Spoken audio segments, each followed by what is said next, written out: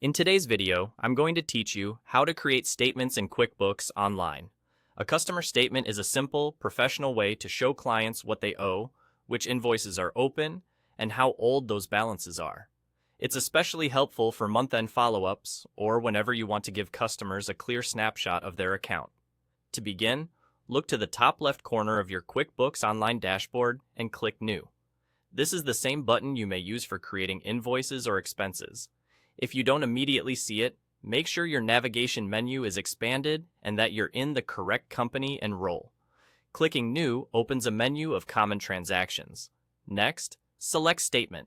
This takes you to the Statement Setup screen, where you'll define exactly what you want your customers to see. This is the heart of the process.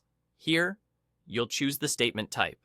Balance forward statements show a starting balance, what happened during the period, and the ending balance. Great for monthly summaries. Open item statements list each unpaid invoice individually, ideal when you're reminding customers about specific overdue bills. Some layouts also let you create a transaction-style summary if you need more detail. Set your date range and the as of date to control which transactions appear. Then pick who should receive the statement.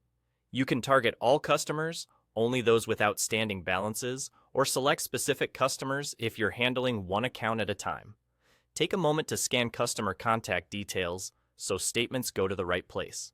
If you see options for aging columns, include them to show how long balances have been outstanding. This adds clarity and urgency. You can also add a short, friendly message, such as your payment options or a reminder of due dates. If there's a preview feature available, use it to double-check formatting and totals before saving. Once the details look right, click Save. Saving locks in the statement setup for this run. If your version of QuickBooks offers Save and Send, you can use that to email the statements immediately. Otherwise, you can save first and send or print right after.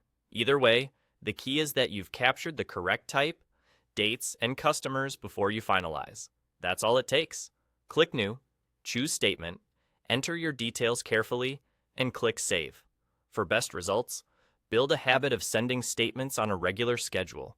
Many businesses do this monthly. And make sure your customer list and payment terms are up to date so your statements are always clear, accurate, and effective.